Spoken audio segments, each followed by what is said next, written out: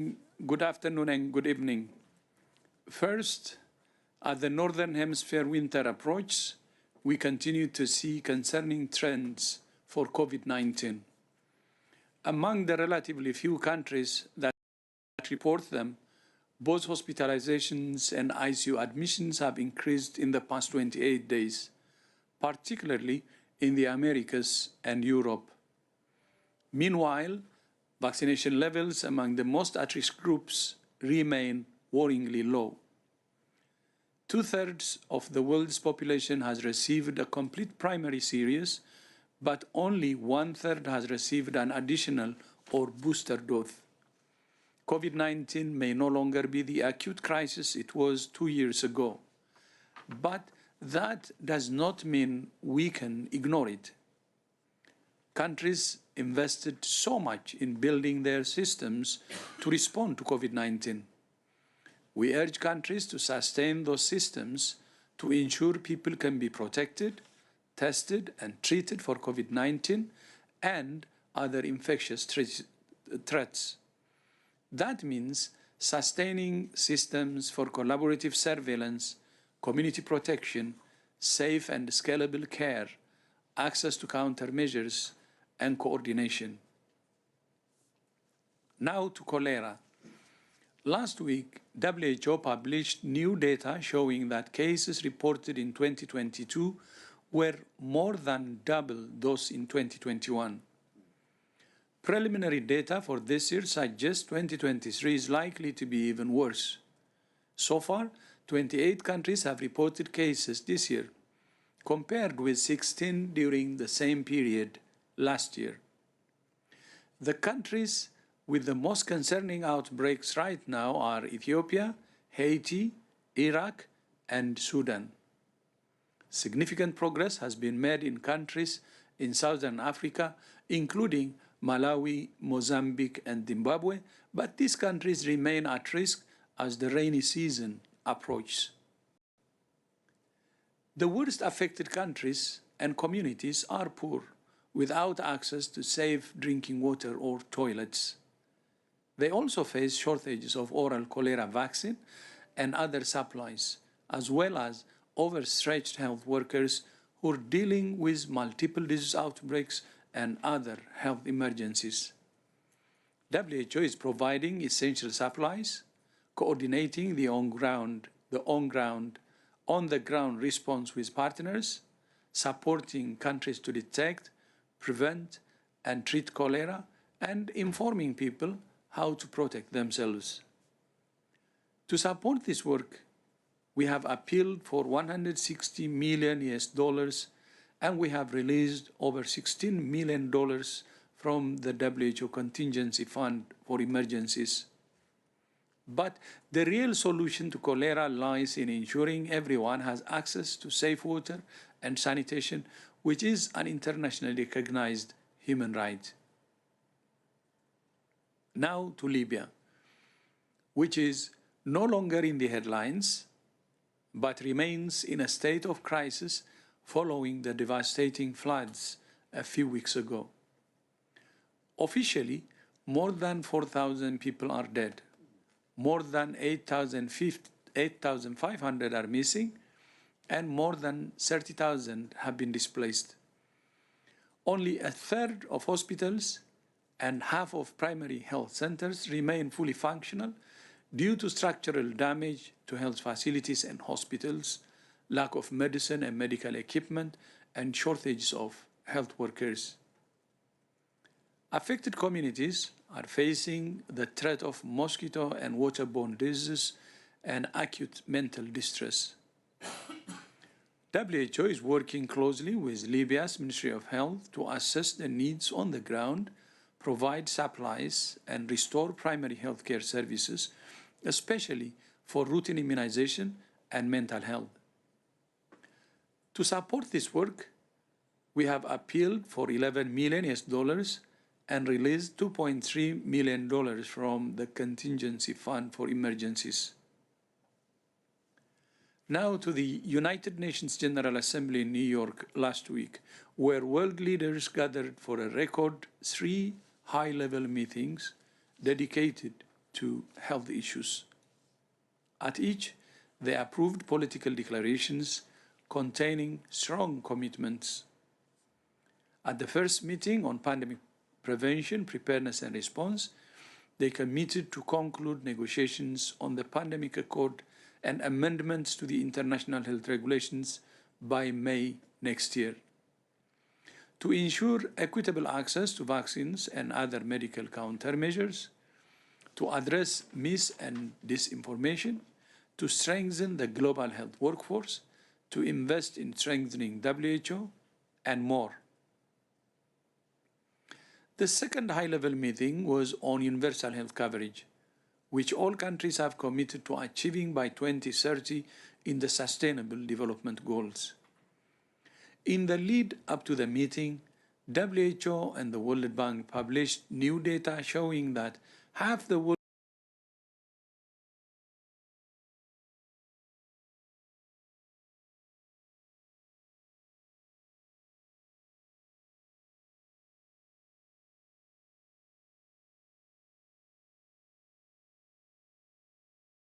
population are not fully covered by essential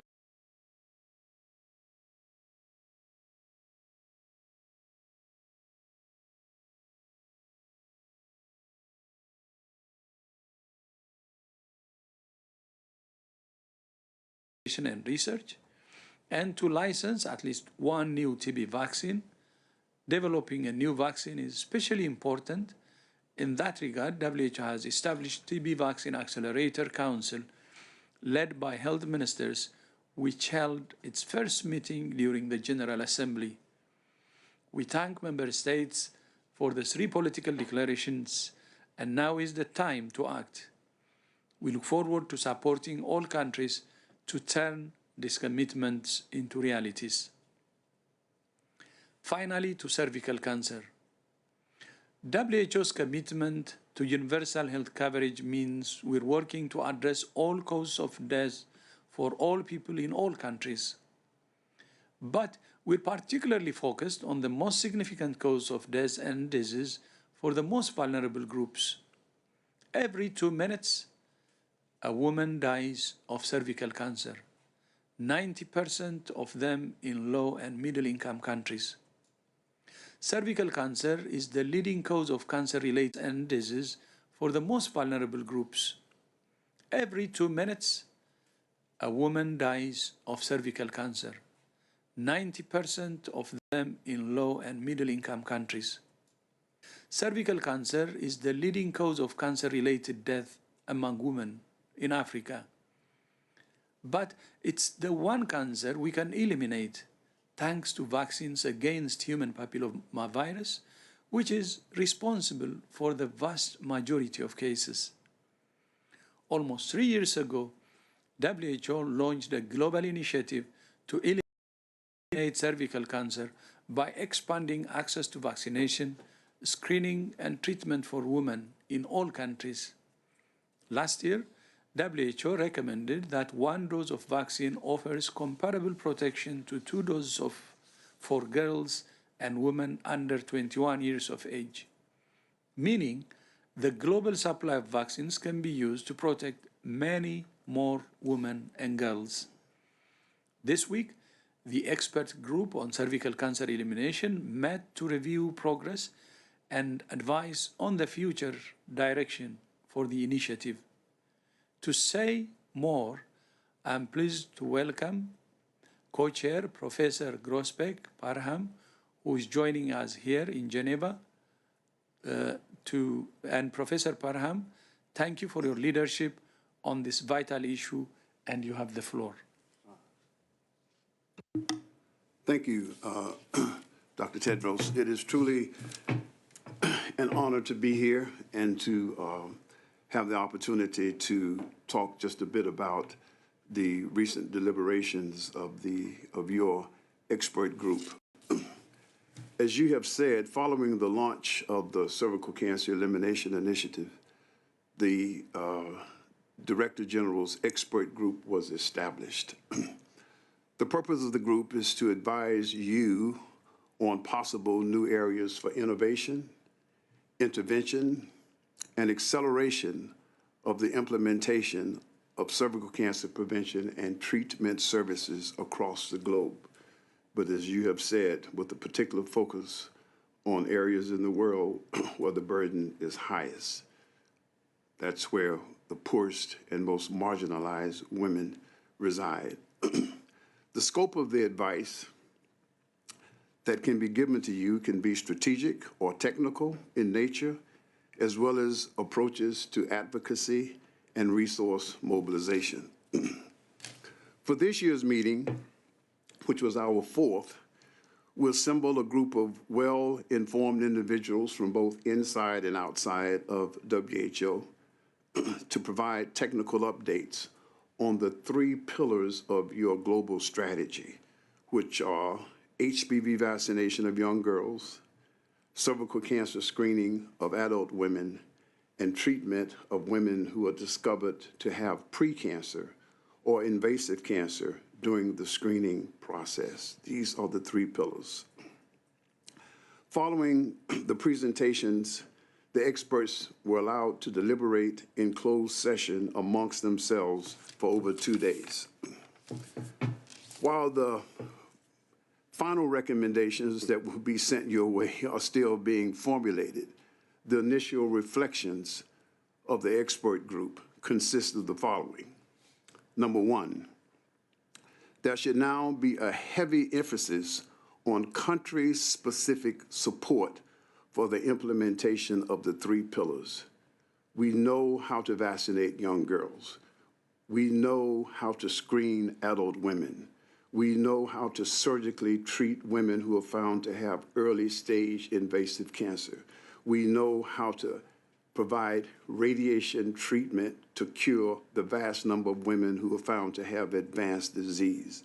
They felt that we need fewer guidelines, fewer guidance from WHO, but more resources that focus on supporting field workers in the countries that have the highest burden of the disease. Number two, all three pillars should be implemented collectively, not just HPV vaccination for young girls, but also screening of adult women. And a certain percentage of those women who are screened are going to be found to have invasive cancer. So they should have the infrastructure, should be present to treat those women. Number three, there was acknowledgement, as you mentioned, of the current evidence supporting the one-dose HPV vaccination and other potential game-changing innovations, such as artificial intelligence-based cervical cancer screening. Those studies are in process.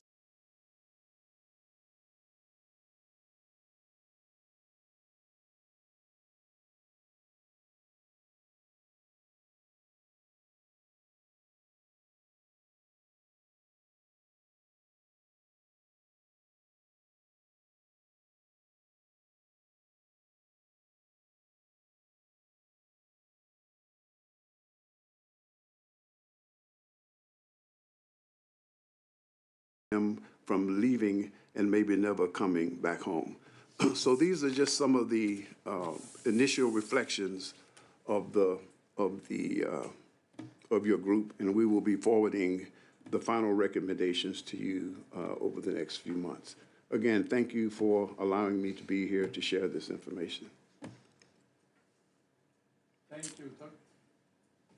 Thank you, Professor Parham, for your leadership on this vital issue.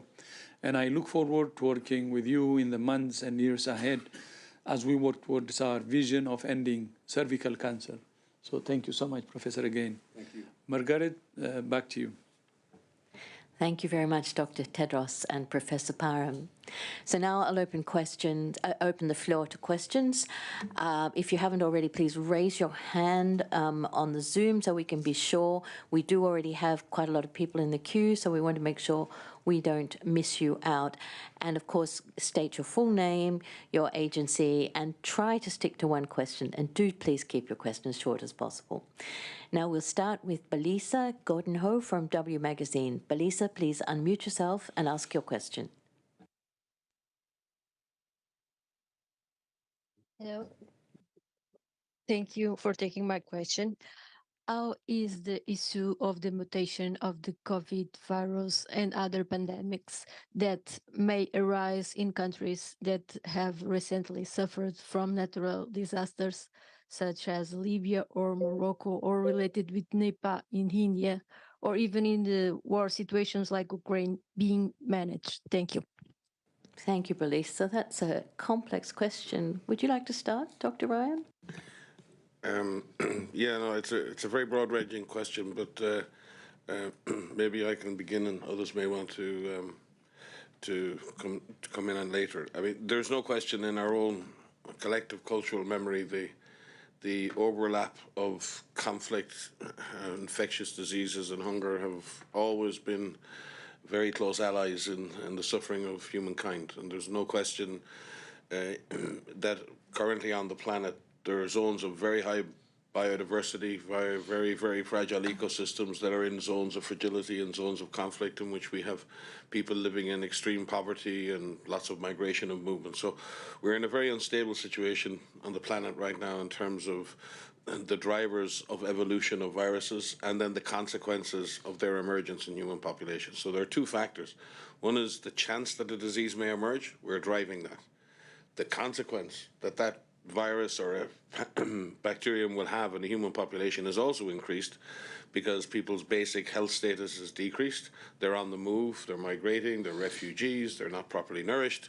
And then thirdly, they don't have access to care when they do get sick. So there are a whole range of factors. In the case of flooding, just to be clear, there are lots of people who ask in the cases of natural disasters and flooding whether dead bodies represent a major problem. It is an issue, but it is not by any way a big issue or the biggest issue. And certainly the risk of infectious disease and flooding events goes up. It's usually due to lack of access to clean water and the fact that sanitation, sewage, toilet systems are overwhelmed, and you end up with a lot of contamination of the environment. So the risk of that is very high.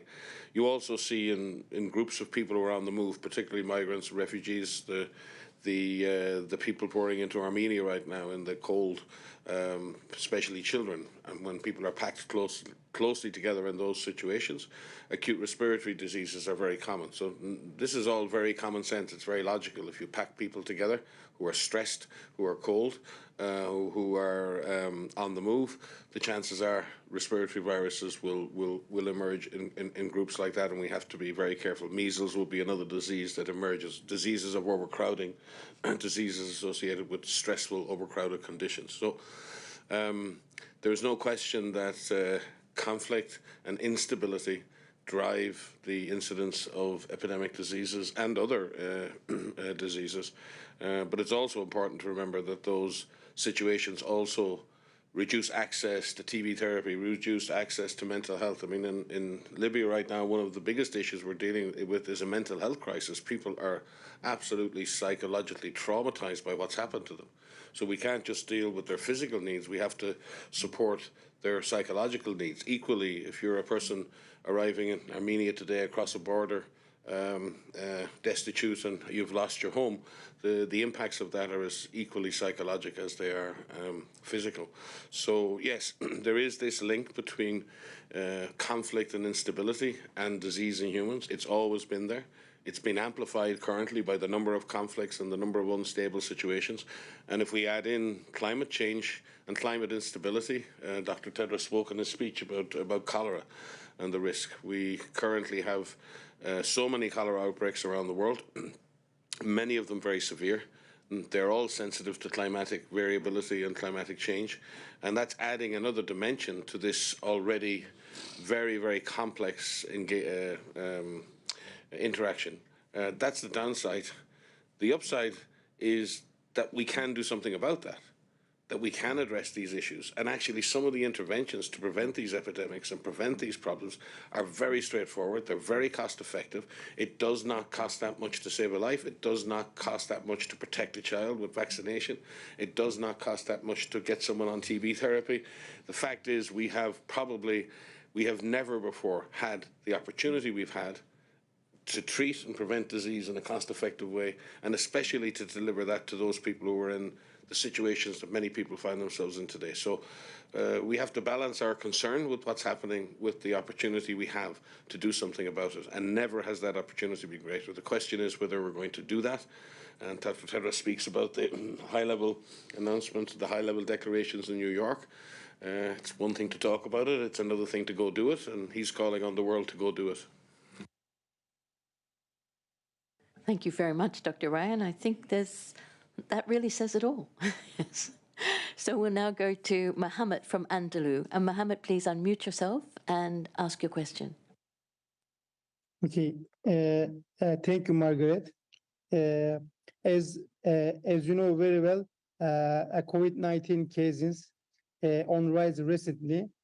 Can we say that new variants are more contagious and dangerous, and new vaccination programs will be needed for new variants? Thank you so much. Thank you very much. I think Dr. Van Kerkhove is ready to answer that question. Thanks very much for the question. So, as DG pointed out, we have seen some worrying trends for COVID in recent months. And in the countries that are continuing to report to us, we do see increases in case detection in some countries. More worrying is that we're seeing some increases in hospitalizations and in admissions to ICU. The data that we have globally to assess the circulation of this virus, the monitoring the known variants that are in circulation, the ability to detect new ones is reducing because surveillance is declining. This is one of the points the DG made in his speech today, sustaining the gains that have been made for COVID-19 across collaborative surveillance, across all of the different elements of response are needed for now, but also for those future threats that we face that Mike just mentioned. But I think what we can say is that the variants that are in circulation, we're still dealing with Omicron and many of the sublineages. We have 3 variants of interest that we're tracking, XBB.1.5, XBB.1.16, and EG.5. EG.5 is on the rise around the world, and the other 2 XBBs are starting to decline. But we don't have any one variant that is dominant worldwide. The SARS-CoV-2 virus, all of these viruses that are in circulation can cause the full range of disease. We have not detected a change in severity. If you are infected with this virus, whatever variant is circulating, it can cause either asymptomatic infection all the way to severe disease and death. The good news is that our countermeasures work. We have many countermeasures that can prevent infection, and this ranges from improving ventilation where we live, where we work, where we study, wearing of masks, respirators, personal protective equipment, distancing, the use of vaccinations. COVID-19 vaccines remain safe and effective and prevent severe disease and death. Advanced therapeutics can prevent the development of disease and can prevent, if you are diseased, from going on to develop severe disease. There's so much that we can do now. So we have not detected a change in severity. What we are working on with our member states, with everyone around the world, is to have good surveillance so that we could track these viruses, that we can track the variants. We can conduct risk assessments as quickly as possible. One of the elements of this is not only testing and reporting of cases, hospitalizations, ICU, but reporting of the sequences themselves. So we've had a decline in the number of sequences that are available from around the world, but we've also had a decline from where those sequences are coming from. We need good representation of sequences from around the world. And again, the good news is that the capacities for PCR-based testing, the capacities for genomic sequencing around the world has expanded dramatically. We love to give the example of Somalia. I'm looking at Mike, we were just talking about this before. A country that didn't have PCR-based capacity or sequencing capacity before the pandemic and now has across the country. We can give examples across many countries around the world that now can do the sequencing. So these are gains that need to be sustained, not just for the current threats, but for all future threats that we face. So yes, COVID is still circulating. It's still circulating in countries, and there's a lot that we can do to prevent infections, prevent severe disease, and prevent death. Thank you, Dr. Van Kerkhove. Dr. Briand, would you like to add on the vaccine composition work that's been going on? Yes, sure. And I think what is important to understand, as Maria alluded to, is that We have different lineage of viruses. Even if no one is dominant, I think this is an important characteristic of COVID-19 virus, is that it is evolving, it is changing, and so we need to constantly assess what those changing means on the effectiveness of the vaccine. And so this is why when we see that the effectiveness of the vaccine is reducing, then we have called a group of experts called TAC-COVAC to look at the composition of the vaccine and see if we change the composition of the vaccine, meaning the antigen that we put in the vaccine, would this allow vaccinated people to have a better immunity against the virus. And so this group has met in May and has provided recommendation, and we meet again in a few weeks' time to look again at the data and see if we can have the better vaccine by changing the composition. So the current vaccines that are available are really good vaccines, so they protect people. And so depending also on the epidemiology in each country, its context, that's why countries are recommending new vaccination so that the people who are at highest risk to have severe disease, hospitalization or death could be protected better should the virus be circulating heavily in this population. So it's a context-based decision, of course, but we are working to monitor really the evolution of the virus and its dynamic so that we can provide the best recommendation possible regarding the composition of the vaccine. Thank you. Margaret, can I just add, because I think it's important just for the public to understand that the WHO has been doing this kind of activity for over half a century in terms of constantly surveying that viral world for influenza, looking at the evolution of hundreds of thousands, if not millions of viruses within those families over the last 50 plus years, with 70 years, within 70 years.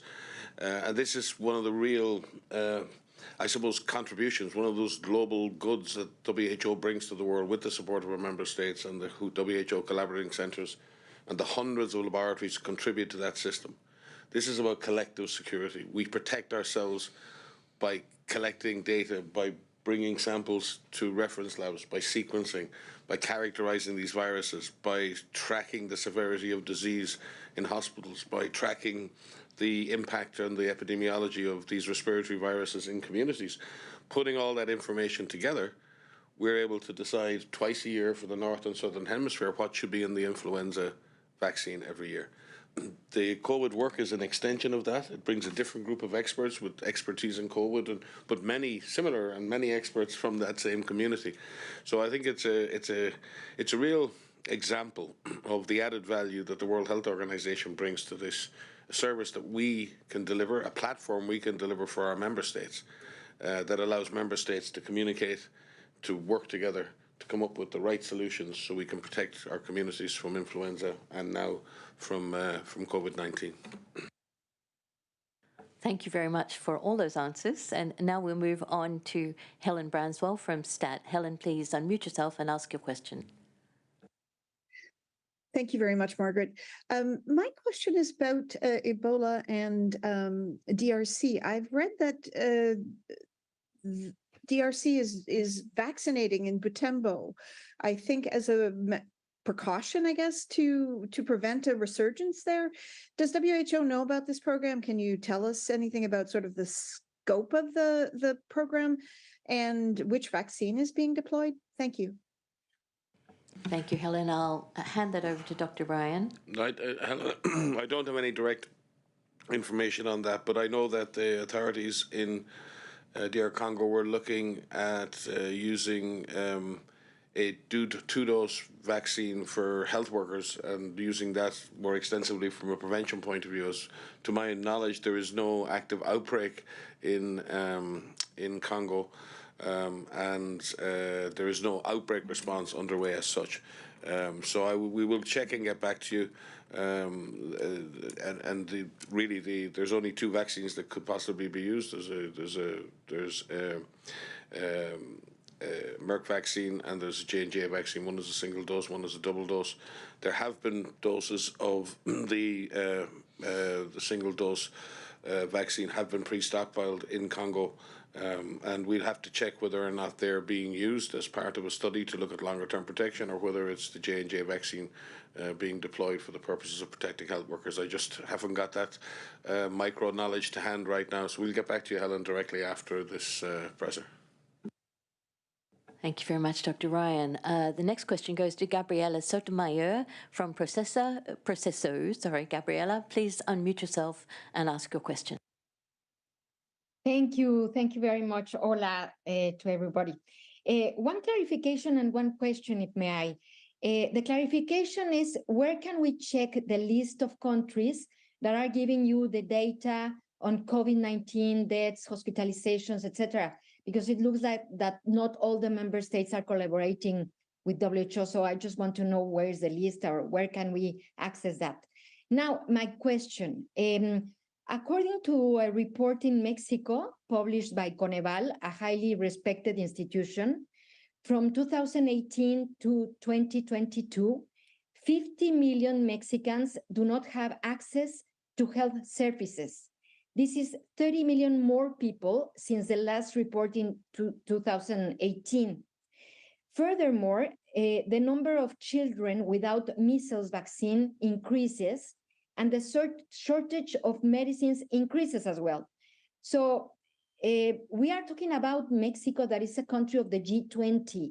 So the government is not investing in the health system. So I would like to hear Dr. Tedros' comments on this very worrying situation, because even High Commissioner Volker Turk, High Commissioner for Human Rights, referred to this problem at the opening of the Human Rights Council here in Geneva.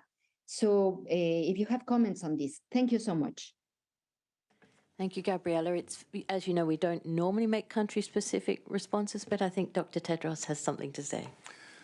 Sorry, I don't have the figures that you have. Maybe the best we can do is, we can come back to you after checking what you have just said, because as you know, it will be very difficult to know the figures by country and respond. And I would be happy to get back to you, though. So thanks, Gabriela. So if you could send the questions and all those numbers that you've mentioned to media inquiries, we'll sort it out for you. The next question goes to, and that's the first part. Okay, yes, please go ahead. Sorry. Sorry, just the first part of the question I can clarify. So the question was around which countries are providing data to WHO on COVID. Us mentioning how many countries are providing this information is not an attempt to name and shame. It's really an attempt to plea with governments who are continuing to collect this information to continue to report it to us. You can look on our dashboard and you can see which countries are providing information on cases and deaths. This is a dashboard that we are updating regularly based on the information we receive from the member states through our regional offices.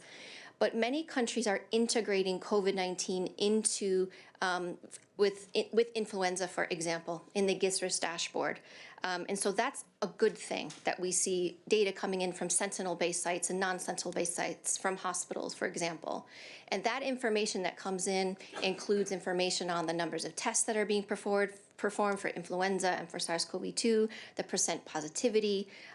There's data that countries report through reports on their websites, and this is very helpful for us. What is really challenging right now is in this transition phase where we're out of a crisis, but we're actually dealing with COVID. We're managing COVID as part of respiratory disease management, as part of infectious disease management. It's a bit of a messy period. And what our teams are trying to do in countries and regions and here in HQ is to troll the web and to find this information where it exists. And we need member states' help. We need help particularly with impact data, looking at hospitalizations, ICU death, looking at uptake of vaccines, and importantly, how much of the population that are in the at-risk groups have received an additional dose. within the last year, for example, and that's where we need help. So our dashboard is currently being updated as much as we can. We're looking at revising our dashboard, how we can integrate different information, looking at impact, looking at wastewater surveillance, looking at data on variants so that you can look all in one place. So we don't say this to really name and shame. It's really just a plea to help us do a better evaluation of what is in circulation, what threat it continues to pose. And I wanted to make one clarification comment as well on the vaccine question, to be very clear that the COVID-19 vaccines that are currently in use are protective against the variants that are in circulation, including the variants of interest that are in circulation and the variant under monitoring, this one where we have less than 200 sequences worldwide, the variant under monitoring BA.2.86. So SAGE is meeting this week to look at updated policy recommendations, but let's be very clear. If it is your time to receive an additional dose, especially if you are in an at-risk group, don't wait. Get a vaccine because vaccines protect against severe disease and death. Thank you very much, and thank you for that clarification, Dr. Van Kerkhoff. Now, the next question goes to Nina Larsen of Agence France Presse. Nina, please unmute yourself and ask your question. Thank you for taking my question. I was hoping you could say a little bit more about the health concerns around the exodus from Nagorno-Karabakh and what your main health concerns are. I understand it's nearly half the population that has fled by now, so I assume the housing issue and also coming cold is a problem. And if you have any insight into the level of injuries from the fuel depot blast earlier this week, that would be also helpful. Thank you. Thanks, Nina. I think for the numbers and so on, we don't have that, but I think Dr. Michael Ryan already did cover this, but I'll let him say some more. What concerned about the health concerns? Just dealing with something else there. Yes, it's. You've all seen the images. You've all seen the people fleeing across the border. You've seen the older persons and the young children, and it reminds me of so many other times in our careers, just watching people fleeing from violence and fleeing in fear. It has significant public health implications for people who move in the conditions they're moving. First of all, people are moving very slowly. They're stuck on roads. It's cold. Children are getting cold. There's a lot of risk of exposure. A lot of people, possibly up to 1/3 of the Nagorno-Karabakh's ethnic Armenian population, has moved in a very, very short time. And the health needs in that situation are always immense because people come with nothing. They don't have their normal meds with them. They're not. They haven't eaten. They're thirsty. There's a risk of dehydration. There's a risk of exposure to disease, and there are the psychological traumas that go along with that. I think right now, given the cold temperatures at night, emergency shelter is absolutely crucial, and people that are arriving are exhausted. They need urgent assistance, as I say, as well as that psychological support. There's a need that people get back on their medications if they don't have them with them, and that again is not as easy. It's easy said. It's not as easy done. But people with diabetes, hypertension, HIV, TB, we forget these things in these situations. When people move, they don't always move with the things they need to support them when they get there. We have offices in both countries, and we're very much supporting the ICRC in their efforts and all the other partners on the ground. And we don't have independent verification of what's happening on the Nagorno-Karabakh side, but what we are doing right now is focusing on supporting the Armenian authorities in supporting those people who are fleeing across the border. The explosion is another disaster within a disaster, and that means we have lots of people with burns, in particular blast injuries and burns. They are being treated inside the area. I've seen the images myself. There are many people with what look like really severe burns that are going to require very extensive medical and surgical interventions. And again, we stand ready to support with with emergency medical team support. I know there are other emergency medical teams there, and I know this is something that the ICRC will manage and will coordinate, and we stand ready to support them in that. So once again in the world, we have innocent people fleeing conflict, leaving everything behind them, and all of the risks that that brings to their life, their health, and their psychological well-being. Dr. Tedros, please. Yeah, thank you. I think Mike had already said it, but one thing I would like to underline is those who are fleeing are actually the vulnerable ones. And I think all parties should really protect the civilians who are fleeing, because they're very vulnerable as well. But at the same time, international law should be respected. And from WHO side, we will do everything to support. As the number is increasing, I think the estimate now is even more than 40,000. We will mobilize in order to support, but the increasing number will be, we understand, going to be difficult to catch up. Thank you. Thank you very much for those comments, Dr. Ryan and Dr. Tedros. We've gone past the hour, so we've only got time for one more question, and that will go to Donato Mantini from the Financial Times. So, Donato, please unmute yourself and ask your question.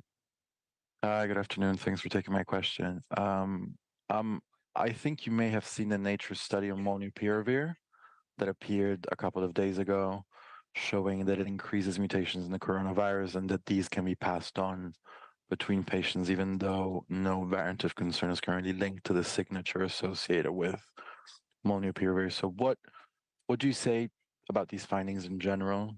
Are you considering changing your guidelines for use of this drug? Obviously, I know there's a big access deal in place. Is molnupiravir even necessary anymore? Any comment will be helpful. Thank you. Thank you very much, Donato. We may need to get the clinical team to provide you with advice and information, but Dr. Van Kerkhove's going to start answering the question. Yeah, thanks, Donato, for the question. So we welcome all new evidence that are coming out on treatments. This is something that needs to continue as we learn more about the use of treatments in the fourth year of this pandemic.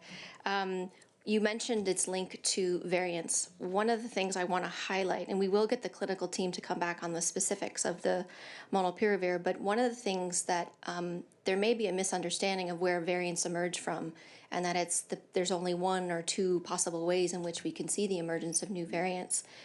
Variants can emerge from anywhere. This virus is circulating in every country. We've already talked about the limited visibility that we have on tracking the known variants and the ability to detect new ones. We have very limited surveillance in animal populations, looking at spill back, spill forward, and the potential mutations. We saw that cluster 5 variant in September 2020. But we do need to evaluate the use of therapeutics and the benefits, the wonderful benefits that we actually see in preventing severe disease. So we are aware of the studies that have come out, but I did just want to highlight that variants can emerge anywhere. It's not one particular population. It's not one particular country or one particular region, which is why we need good surveillance in all countries. Associated with its circulation, associated with the use of therapeutics, associated with people working at the animal-human interface and immunocompromised individuals, et cetera, so that we could do these robust and rapid risk assessments to evaluate what's actually happening out there and determine whether or not we need to update our therapeutic guidance. I will say that our therapeutic guidance is a living guidance, and it's updated regularly. It's in its 14th version. We continue to rely on experts in our guideline development groups who assess all available information and make updates as necessary.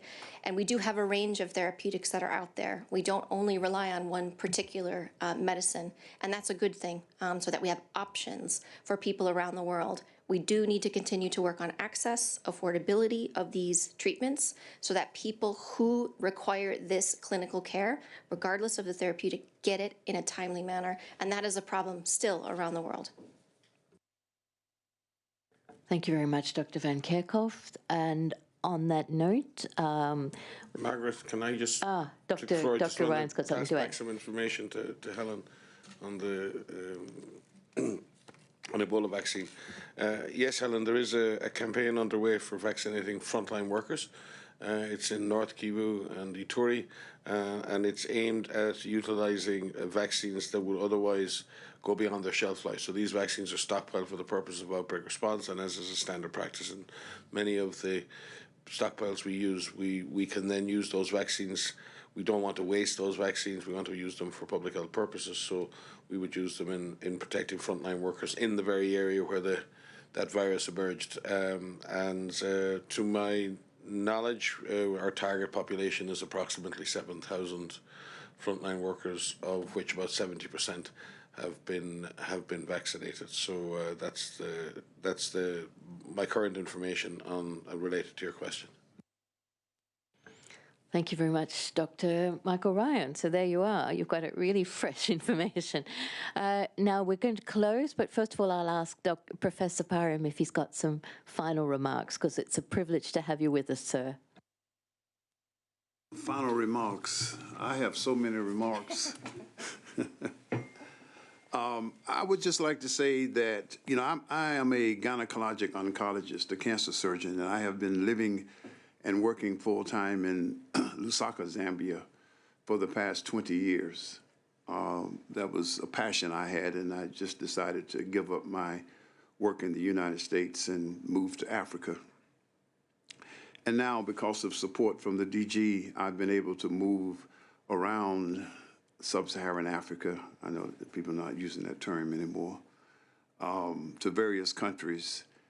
And I have been singularly impressed with the commitment of frontline workers, doctors, nurses who have very little to work with, but who are inspired to do their best to try to eliminate cervical cancer with vinegar, putting vinegar on the cervix and trying to visualize abnormal lesions. We now have this more sophisticated test called the HPV test, but they have just taken the things that they have,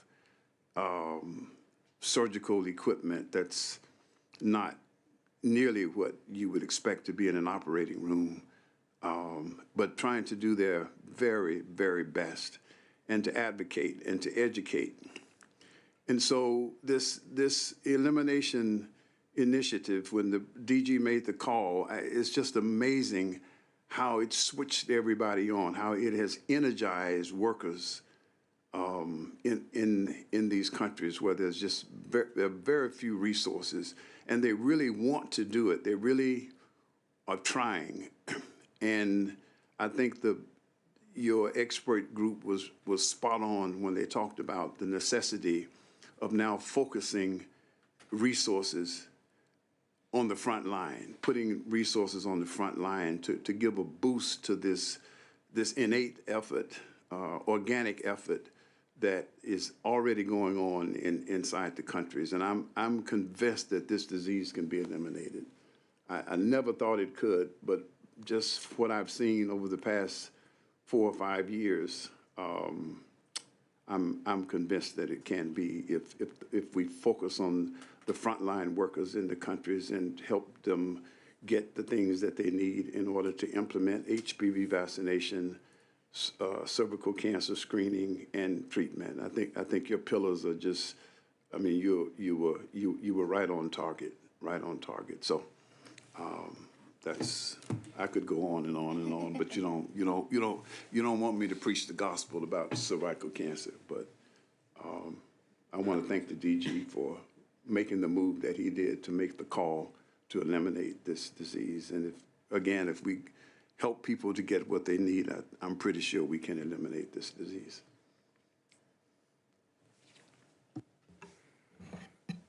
Thank you, Professor. And to that is sure we can.